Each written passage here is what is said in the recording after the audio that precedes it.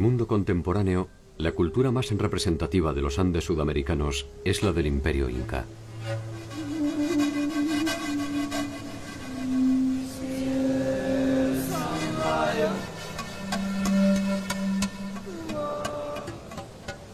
Sin embargo, la historia imperial de los incas representa apenas un siglo.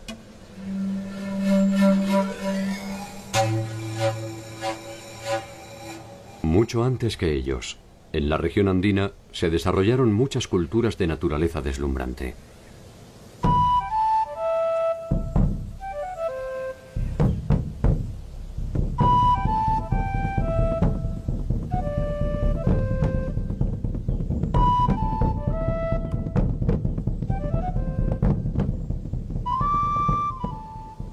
Conocer este mundo preincaico es una aventura siempre inquietante.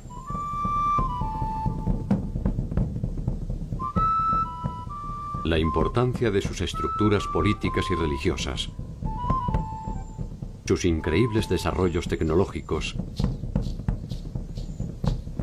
y su compleja forma de asociación desembocaron irreversiblemente en el mundo de los incas.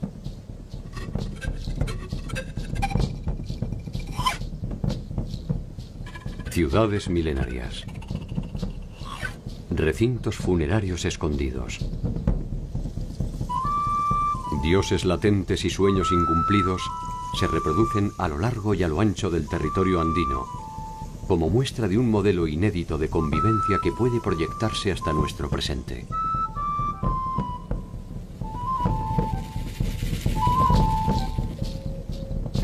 ¿Quiénes fueron y cómo vivieron los pueblos que precedieron a los incas?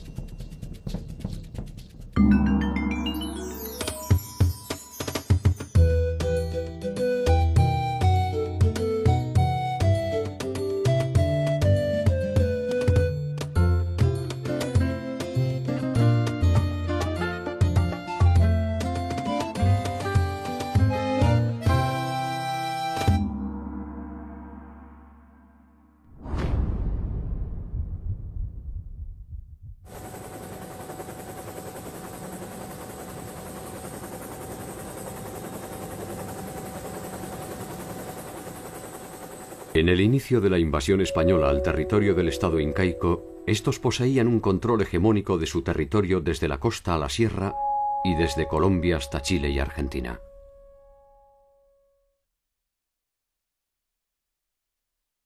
Algunos de los señoríos que los precedieron estaban bajo su órbita mediante acuerdos, y otros, sencillamente, habían sido sometidos militarmente.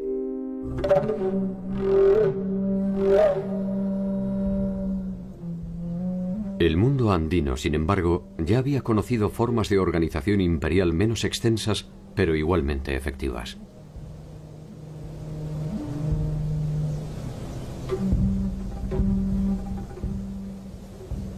Hacia el remoto inicio de los tiempos, muchos habían intentado el sueño que coronaron los incas. Un sueño milenario iniciado en un paisaje que era apenas algo menos que un desierto hostil.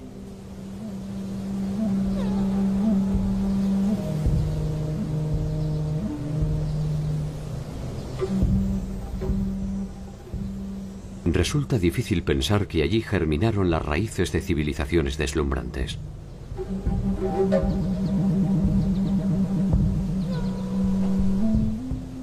Allí nacieron los primeros dioses, las primeras leyes, los primeros desencuentros.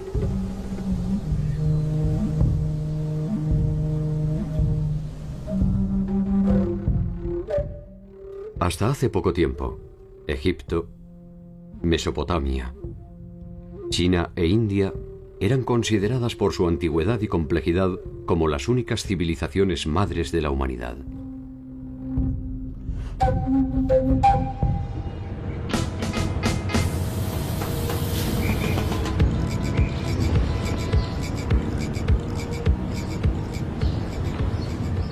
Sin embargo, más de 4000 años antes de la fundación de Cartago, 2000 años antes del reinado de Ramsés I y 1000 años antes de Hammurabi, existió en Perú un complejo político y cultural cuyo centro fue la ciudad sagrada de Caral.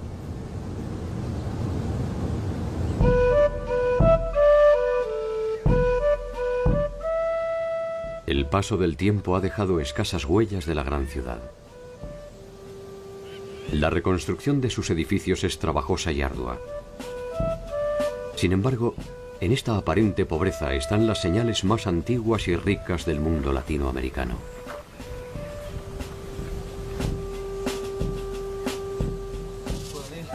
Entender qué nos dice este rastro de polvo es empezar a comprender la complejidad de nuestro tiempo.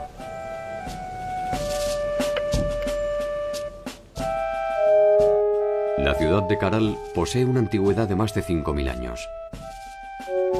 Es hasta hoy la primera ciudad-estado de América.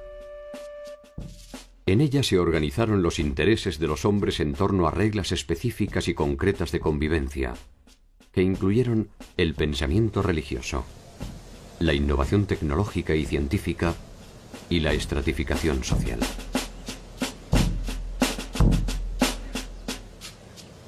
La incógnita en torno a Caral fue revelada por el equipo de arqueólogos de la Universidad de San Marcos, conducido por Ruth Sadi. Caral era un sitio arqueológico conocido por varias décadas ya. Ha destacado siempre por su arquitectura monumental y quizás por esa complejidad arquitectónica es que los colegas pensaban que era un sitio de aproximadamente 1000 a.C. A nadie se le ocurrió que podía ser más antiguo, ni a mí misma. Cuando empecé la prospección arqueológica en el Valle de Supe en 1994, yo fui a reconocer un sitio que no había sido investigado todavía en extensión, y así fue como empezamos los trabajos que han continuado hasta el presente.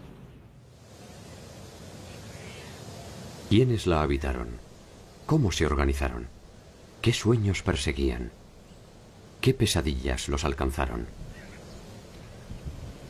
Grandes preguntas que un arrebato del viento permite descubrir para interpretar la historia del mundo. Caral representa la evidencia del fin del mundo primitivo y la consolidación de los patrones de acumulación que terminarán dividiendo a los que saben y a los que tienen de los que no. Por primera vez es un Estado porque hay un gobierno centralizado sobre un grupo social grande.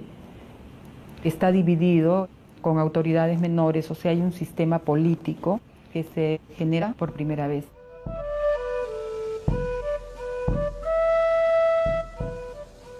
Extendida sobre una superficie de 50 hectáreas, posee 32 conjuntos arquitectónicos entre los que se encuentran el Templo del Anfiteatro, la Pirámide Mayor y la Pirámide de la Galería. No es solo Caral, son 18 asentamientos en el Valle de Supe, de diferente extensión, de diferente complejidad. Comprendió los territorios de costa, de sierra y de selva. O sea, por primera vez en el Perú se tendió un eje de interacción entre las sociedades que poblaban las diversas regiones. De modo que tenemos productos, conocimientos y experiencias que de la selva se trasladaron a la sierra, de la sierra a la costa, y todo fue un eje que enriqueció el proceso general de esta sociedad.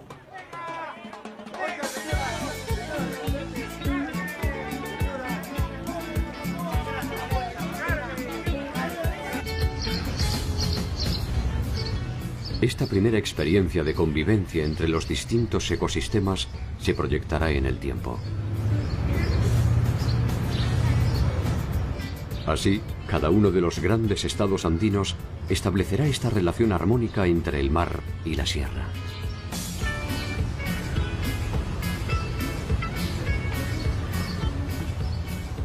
La importancia que tiene el sitio arqueológico es que testimonia el proceso cultural que dio origen a la civilización más antigua de América. Y es tan antigua como los focos más antiguos identificados en el viejo continente de Mesopotamia, Egipto, India y China. Caminando entre los vestigios de la ciudad, se pueden apreciar los vastos conocimientos arquitectónicos que poseyeron sus moradores. Caral era un gran asentamiento urbano y estamos frente a una sociedad jerarquizada. hay distinciones en cuanto a la forma de vivir. Están las casas de los funcionarios al costado de los edificios. Luego tenemos las casas de los servidores, que son mucho más pequeñas, y están las casas en la periferia, que son todavía más pequeñas. Entonces se nota que hay un modo de vida distinto de acuerdo a la posición que los individuos tenían dentro de la organización social. El salto cualitativo de la concepción urbanística y arquitectónica define a Caral como una morada destinada a los dioses. Y los que ordenaron su construcción no pueden ser otra cosa que sus intermediarios. La ciudad testimonia eso. La arquitectura implica conocimientos de matemáticas, de geometría, de estabilidad, de los materiales para que una construcción piramidal de más de 20 metros no se venga abajo. Implica también conocimientos de astronomía, aplicaron conocimientos en la tecnología agraria. Entonces, todo ese cúmulo de conocimientos hizo o sustentó el prestigio de la ciudad. Reconstruir la maravilla de la ciudad es un trabajo delicado que exige a los arqueólogos su máxima atención. Cada piedra es algo más que una parte decisiva de una edificación. Sobre ellas reposan un contenido espiritual y otro político que en algún sentido son lo mismo. En esta etapa del desarrollo civilizatorio, el Estado utilizó mucho de la religión.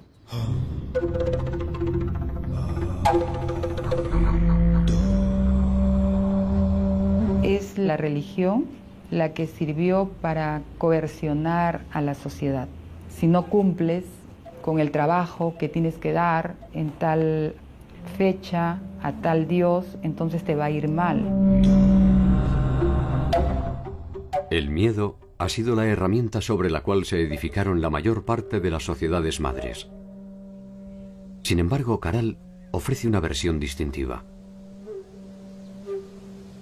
La ciudad no posee indicios de presencia militar, ni siquiera de tipo defensivo.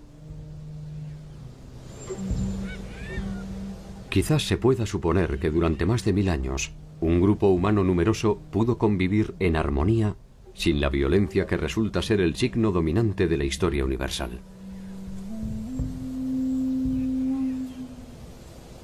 Si esto fue posible, Caral no es solo un descubrimiento, también es una esperanza. El militarismo, al parecer, surge más adelante. En esta etapa primera del desarrollo de la sociedad, el Estado representa frente a los dioses a los hombres, sigue siendo humano. Posteriormente, con el señor de Zipán, el Estado o los gobernantes son divinos. De alguna manera se puede deducir que el tiempo de los dioses fue un tiempo de paz. La hora de los hombres iniciaba su cuenta regresiva. La ciudad fue la primera víctima de estos nuevos tiempos. La ciudad de Caral fue ocupada de modo ininterrumpido hasta los 1000 años y luego de eso la ciudad fue abandonada definitivamente.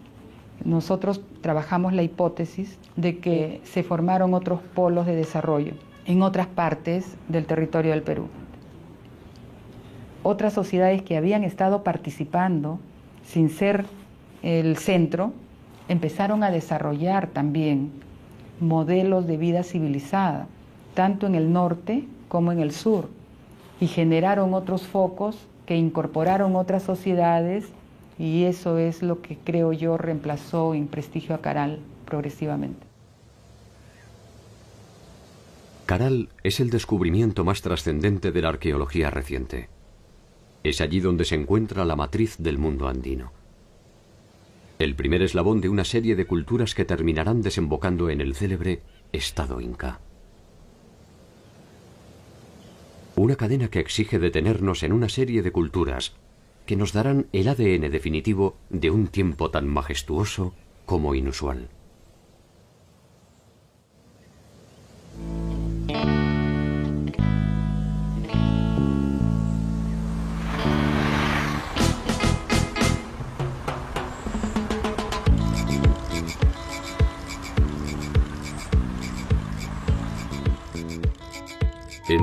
1500 a.C. y el 500 de nuestra era, la más acabada representación de lo que se ha dado en llamar el primer horizonte cultural andino se encuentra en la ciudad de Chavín.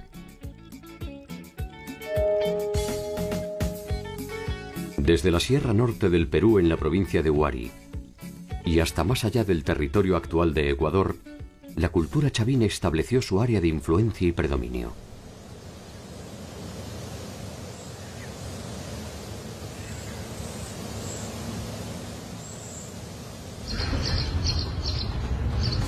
Cerca de allí, al final de su tiempo de gloria, se desarrolló otra importante cultura andina en los alrededores de Lima.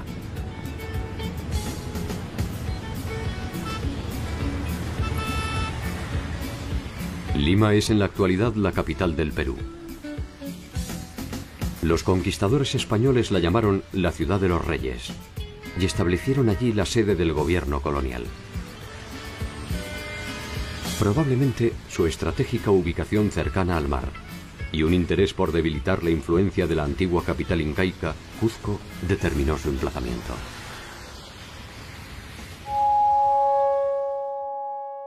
Entre el año 200 y el 700 de nuestra era, en torno a los valles limítrofes a los ríos Rímac, Chillón y Lurín, se desarrolló la cultura lima. Allí se combinaron los patrones clásicos de las sociedades andinas: la siembra, las obras hidráulicas, la construcción de caminos, el intercambio y la pesca.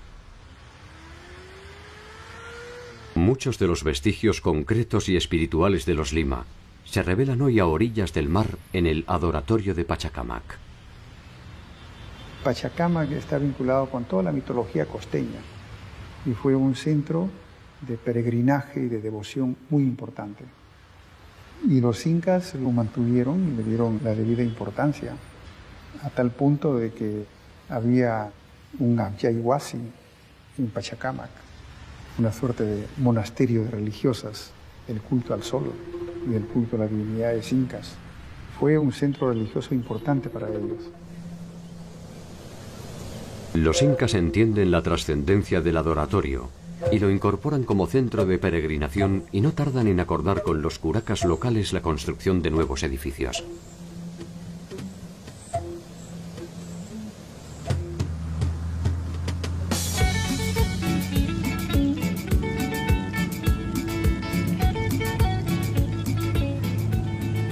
Una estrategia similar realizaron los incas cuando procedieron a la conquista del pueblo aymara en las inmediaciones del lago Titicaca.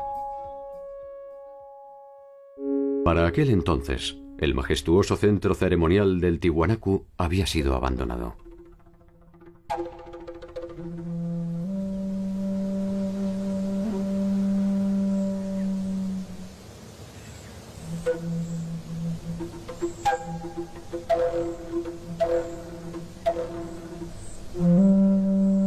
Estamos en el lugar más importante y más impactante de lo que ha sido Tiwanaku en cuanto a su arquitectura.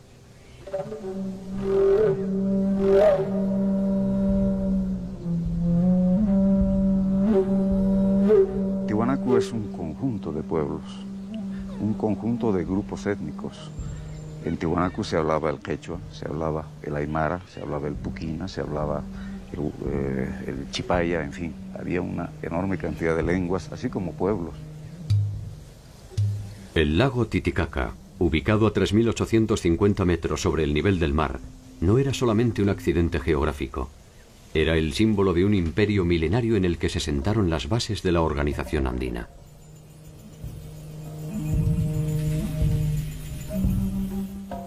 Para los tiwanacotas fue en su capital donde se produjo el origen del mundo. El dios creador, Viracocha, emergió de las aguas del lago Titicaca y fue él quien colocó al sol, la luna y las estrellas en el cielo y quien envió a sus auxiliares a crear los animales y las plantas. Fue él quien talló en piedra a los hombres, les dio vida y los entregó al mundo.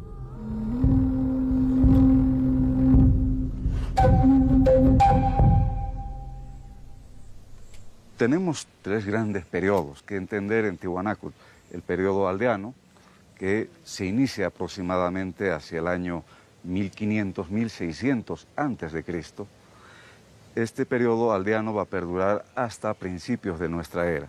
A partir de principios de nuestra era, gracias a la consolidación del territorio, el aumento de la población, la diversificación en la producción, los nuevos sistemas agrícolas que se van realizando en Tiwanaku, el intercambio de productos, los excedentes, en fin, Tiwanaku se transforma en un estado. Es la época de las grandes construcciones, es la época donde hay ese predominio religioso.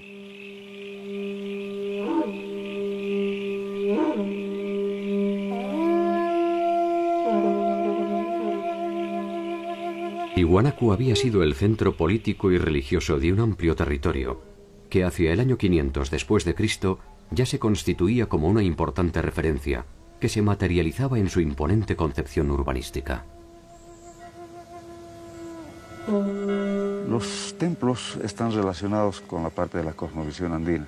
Muchos de ellos están jugando un papel relacionado con lo que son sus cultos, sus dioses, y sobre todo vamos a ver la importancia que tiene la astronomía en cada uno de estos templos, convirtiéndose en verdaderos calendarios que les están dando las fechas para las fiestas, como para también la época de la siembra. Las pirámides, las construcciones elevadas que están relacionadas al sol, la luna, las estrellas, los astros. También están los dioses del Acapacha, lo que son las construcciones al nivel del suelo, de piso, como el Akalasasaya.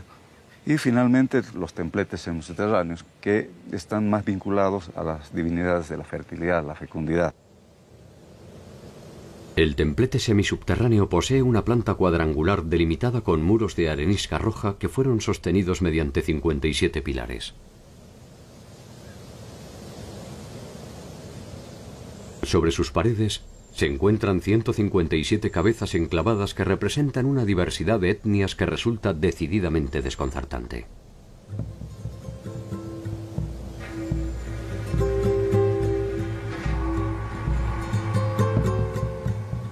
Allí se representan distintas razas que de ninguna forma pudieron ser conocidas por los habitantes de Tiwanaku.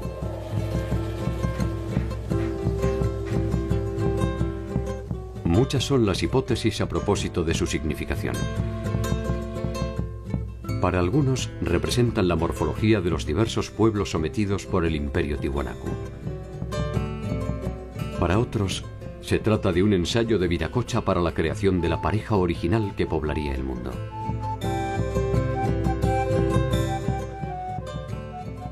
Los tiwanacotas proyectaron y realizaron obras monumentales, entre las cuales destaca la maravillosa Puerta del Sol, cuyo emplazamiento original es todavía un enigma. La Puerta del Sol nos está mostrando un complejo calendario, un calendario de carácter solar, lunar y a la vez agrícola. Los personajes alados están 15 a cada lado. Nos muestran los 30 días del mes y vamos a tener 11 pequeños soles, más el 12º, que es el dios solar en la parte central, que nos está mostrando también esa división de 12 meses en el año.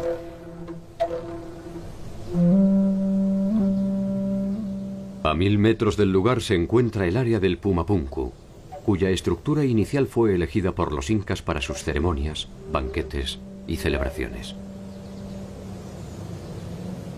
En esta área podemos encontrar trabajos de lo que ha sido el manejo de la piedra.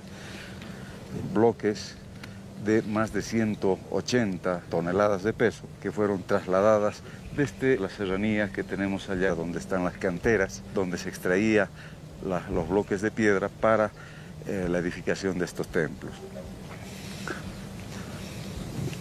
Uno de los mayores bloques justamente es esta plataforma, que tiene un peso de 185 toneladas, que eran parte del templo, el magnífico templo que se encontraba justamente hacia la salida.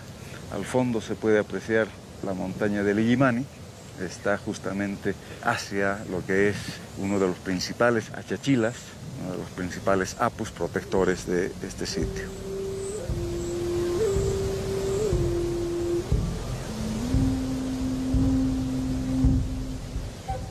Tiwanaku tiene una gran importancia no solamente para el área del altiplano, sino también su importancia va a radicar en la influencia que ha tenido en el desarrollo cultural prehispánico en muchas culturas en gran parte de América.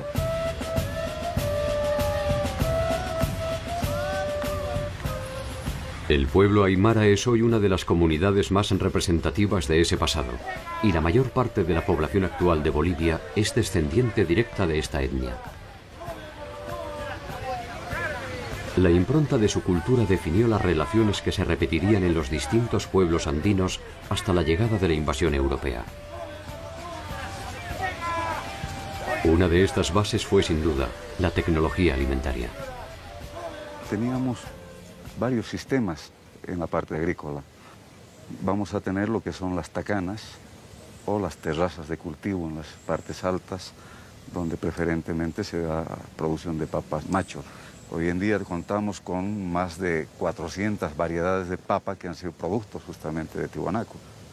Por lo tanto, la influencia, la importancia que ha tenido en la región ha sido bastante grande.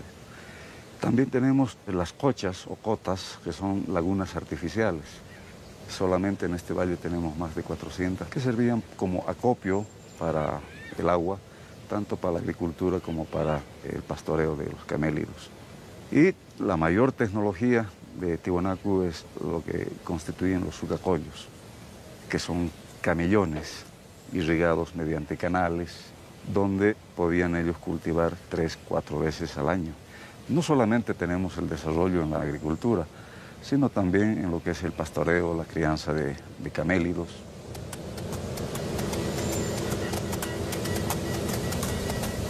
Gracias a ellos se tornó industrial la producción de carne desecada, conocida como charqui. Esta innovación tecnológica permitió la intensificación de los intercambios. Su prosperidad no tardó en producir la necesidad de expansión territorial en busca de espacio para la agricultura. Hacia el 700, Tiwanaku deja de ser un estado con predominio religioso, teocrático, se va transformando en un estado militarista, expansionista, donde va abriendo sus fronteras, va creciendo, se van formando nuevas ciudades que están distribuidos hasta la costa del Pacífico, así como también gran parte del Perú, incluso entrando hacia Argentina y Chile. Y esto va a traer convulsiones sociales. Al mismo tiempo vamos a tener problemas de carácter climatológico, vamos a ver una prolongada sequía que ha de afectar la base económica de Tiwanaku, que estaba sustentada en la agricultura. Este colapso hace que Tiwanaku empiece a desintegrarse, a dividirse en pequeños grupos. Hacia finales del primer milenio, como tantas otras ciudades andinas, Tiwanaku es abandonada. Había alcanzado más de 6 kilómetros cuadrados de extensión y llegó a tener más de 30.000 habitantes. Tiwanaku fue una sede importante que albergó al mismísimo Inca y se convirtió en una importante base operativa para sus conquistas hacia el sur territorial. Tiwanaku fue un centro productor de conocimientos y espiritualidad. La importancia de Tiwanaku trascendió su apogeo y su caída. Quedan por descifrar muchos eventos que aún carecen de nombre propio. La cultura, la lengua, la religión y algunas hazañas cercanas de su pueblo se han negado a sucumbir.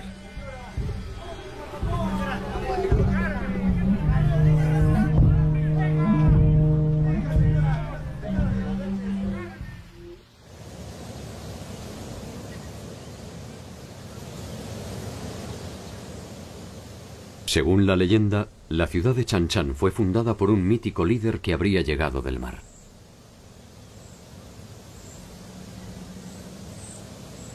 Su nombre fue Taikánamo.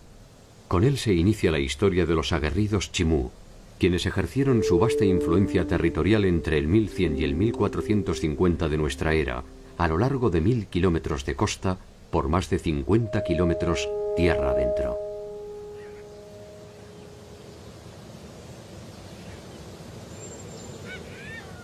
En Chan Chan llegaron a vivir más de 50.000 habitantes, y la armónica y serena belleza de la ciudad, con sus trabajados muros de barro, está aún en pie. Los chimús protegieron específicamente sus conquistas agrarias y no dudaron en ejercer su poderío militar para asegurarse el control de los cauces de agua que garantizaban la siembra.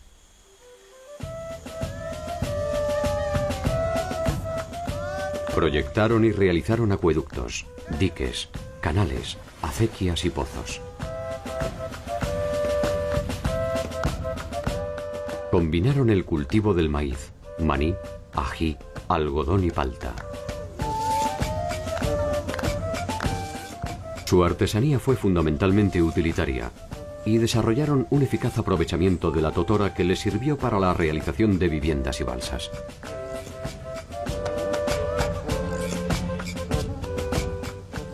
Su tecnología marítima es visible aún en muchos pueblos de pescadores.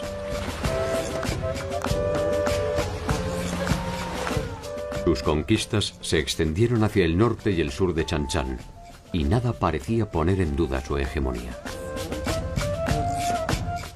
Nada hasta que se toparon con los ejércitos del Inca Pachacútec. La conquista de Chan Chan no fue una empresa fácil. Capac Chimú comanda su pueblo cuando los incas se plantan a las puertas de su territorio. Los chimú se niegan a sumarse al inca y por varias veces rechazan al multitudinario ejército imperial. La victoria será solo pasajera. Los incas reafirman su alianza con los curacas del Rimac y un nuevo ejército más grande y más poderoso desemboca finalmente en la rendición de Capac Chimú.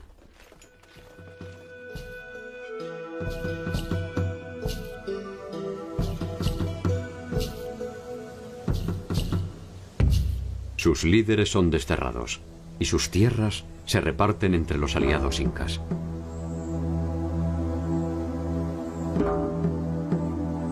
La ciudadela de Chan Chan, sin embargo, ha llegado hasta nuestros días con sus silencios de barro, para dar por sentado que cuando se trata de los chimú, ninguna rendición es definitiva.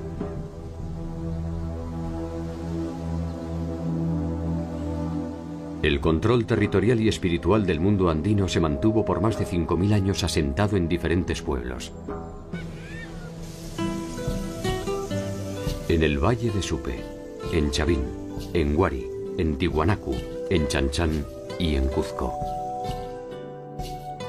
Su organización estatal fue evolucionando hacia formas cada vez más complejas que sin embargo no abandonan los principios fundamentales que le dan cohesión. Cuanto más tiempo pasa, más andinos son.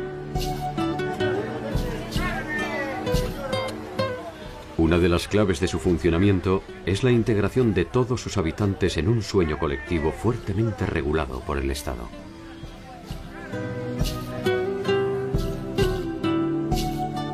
Uno de esos sueños, entre el año 100 y el 600 después de Cristo, se manifestó en una compleja y elevada organización sociopolítica identificada como cultura moche o mochica. En la cultura moche o mochica surge y se desarrolla en un territorio de cerca de 700 kilómetros que cubren gran parte de los valles de la costa norte del Perú. Los mochicas comienzan a surgir aproximadamente en los primeros años de la era cristiana y terminan, suponemos, alrededor del siglo VI o VII de nuestra era. Un largo periodo en el cual desarrollaron una extraordinaria cultura sustentada por la irrigación del desierto.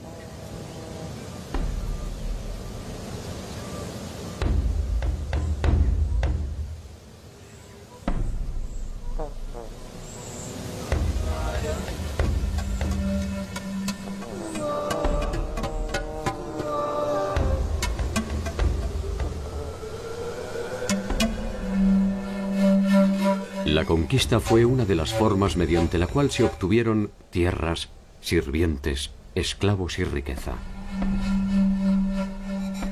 Pero sería a partir de su producción artística donde los mochicas obtendrían la eternidad que no le aseguraron las armas.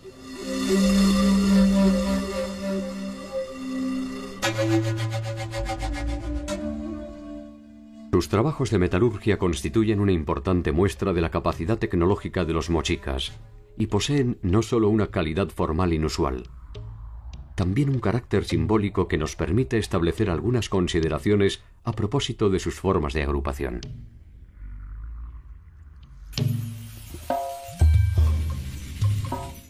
La presencia de una fuerte ornamentación en la representación de sus señores es el indicio de una sociedad jerarquizada que monopoliza no solo las decisiones políticas y militares.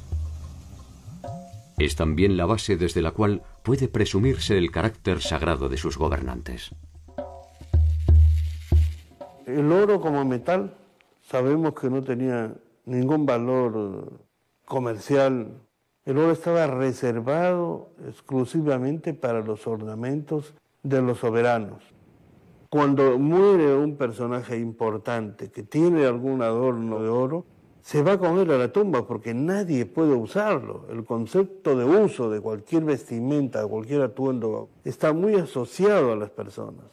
Y además, estos ornamentos debían acompañarlo para la vida en el inframundo, donde tenía que seguir ejerciendo sus mismos roles y sus mismas funciones.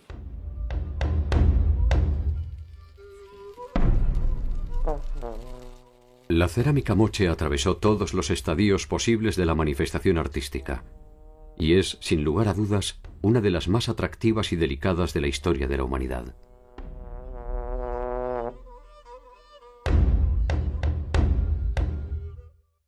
Desde los motivos abstractos primitivos hasta sus sofisticadas secuencias narrativas.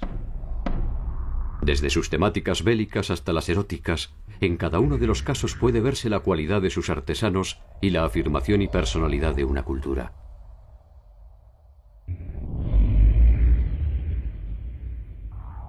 Sus cabezas modeladas poseen un grado de realismo, técnica, expresividad y sensibilidad que rara vez han logrado otros artistas quizás menos anónimos.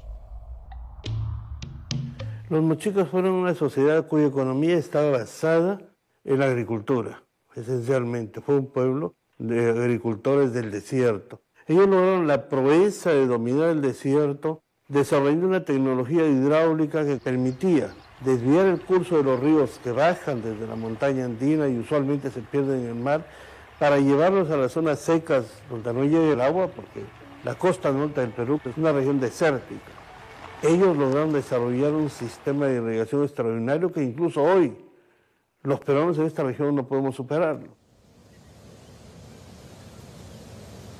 En su territorio dan cuenta hoy de su grandeza dos obras monumentales, la Huaca del Sol y la Huaca de la Luna. La Huaca del Sol mide 18 metros de altura y su base rectangular tiene una extensión de 136 por 228 metros. Esta construcción piramidal es probablemente la edificación más imponente del Perú. Su significación se completa con otra huaca de menor tamaño, pero igualmente sugestiva. La Huaca de la Luna.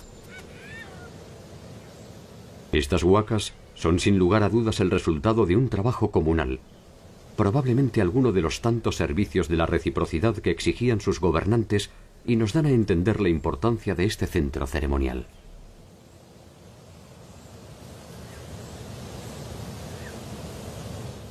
Muchos de los misterios de esta cultura guerrera han comenzado a revelarse a partir de un descubrimiento sorprendente: la cámara funeraria del señor de Sipán. Las tumbas de Sipán fueron descubiertas a raíz del inicio de un saqueo en el monumento de Sipán. Se descubre una tumba con algunos objetos de oro y se desata una verdadera fiebre de oro en el pueblo. Iniciamos inmediatamente un trabajo de rescate arqueológico en una situación muy dramática que forma parte de toda la historia de esta excavación. Logramos detener el saqueo. En el año 87 iniciamos el trabajo de excavación que nos condujo algunas semanas más tarde a uno de los descubrimientos arqueológicos más importantes del antiguo Perú, la tumba del señor de Sipán. Lo importante de este descubrimiento es que por primera vez se logra presentar al mundo la tumba intacta, excavada científicamente, de un soberano del antiguo Perú. Este sepulcro ofreció una serie de revelaciones que permitieron establecer un cuadro más acabado de la organización mochica a partir de la riqueza de sus múltiples significados. Cuando encontramos la tumba de este personaje, nos dimos cuenta inmediatamente por la variedad y por la forma de los atuendos, los emblemas, que estamos frente a uno de los hombres más importantes de su tiempo. Usualmente los arqueólogos tenemos una nomenclatura muy típica para esas tumbas, tumba 1, tumba 2. Nosotros fuimos un poco a la idea de no solamente rescatar objetos arqueológicos, sino también la presencia humana y el espíritu de un pueblo. No podíamos llamarles tumba 1. Y lógicamente no sabíamos el nombre verdadero de este personaje. Pero reflexionando sobre las características de la organización mochica como señorío y el nombre del pueblo de Zipán, lo llamamos la tumba del señor de Zipán.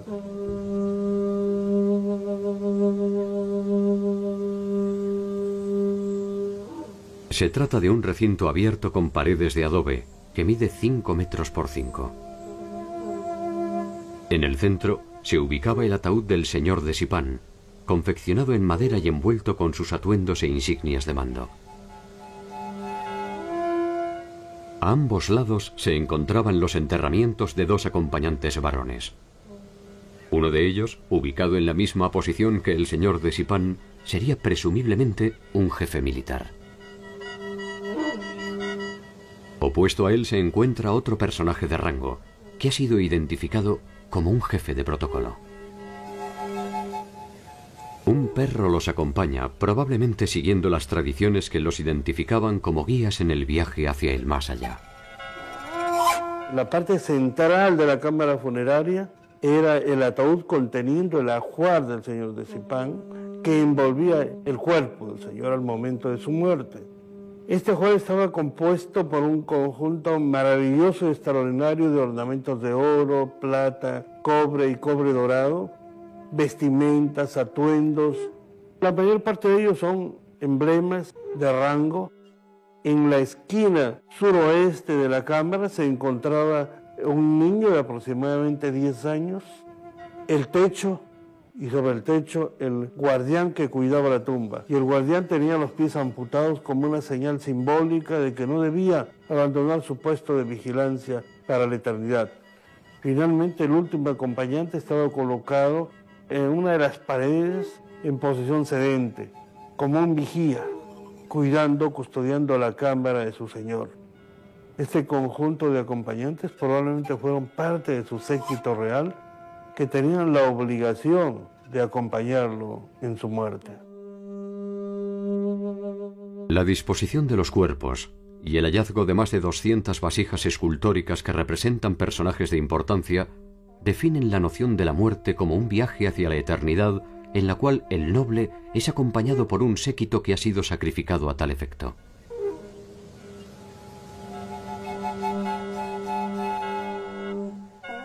Los expertos han determinado, pese al delicado estado de sus restos, que su edad oscilaría entre los 45 y 55 años.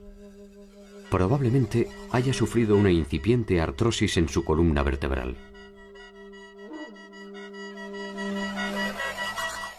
Los estudios no pueden determinar la causa de su muerte, pero se ha descartado que ésta se haya producido de forma violenta.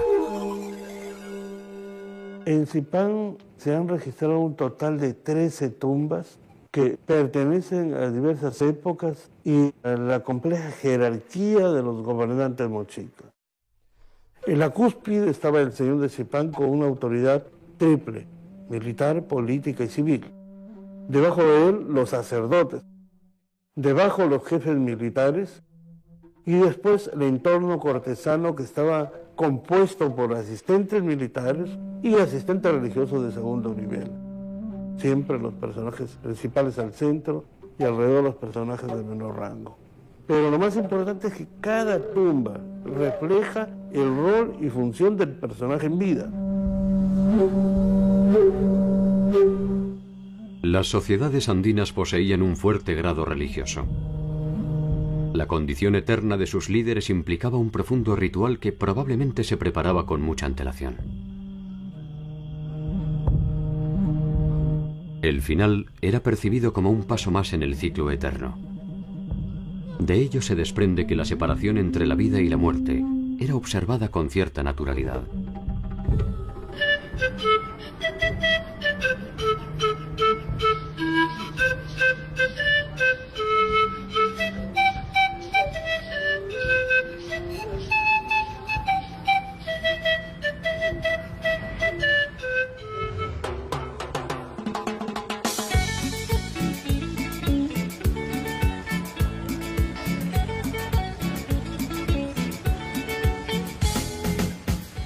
La vida y la muerte, los dioses y los hombres, la siembra y la cosecha. La dualidad del ser andino permite explicar el mundo mediante opuestos que forman una sola entidad. La maravilla de los Andes no reside en los extraordinarios conocimientos de navegación de los chinchas, ni en las deslumbrantes huacas del sol y de la luna.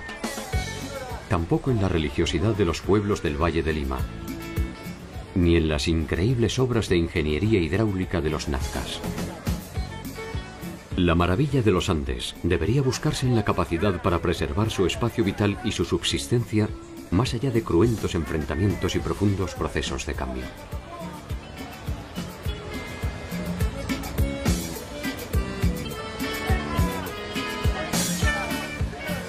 Quizás sin saberlo, seguimos esas mismas huellas que nos ofrecen la oportunidad de protagonizar una nueva realidad. Como aquellos hombres, se avanza buscando las mismas sensaciones: seguridad, progreso, estabilidad, bienestar. Un equilibrio complejo que conlleva vivir constantemente sobre el filo del bien y del mal.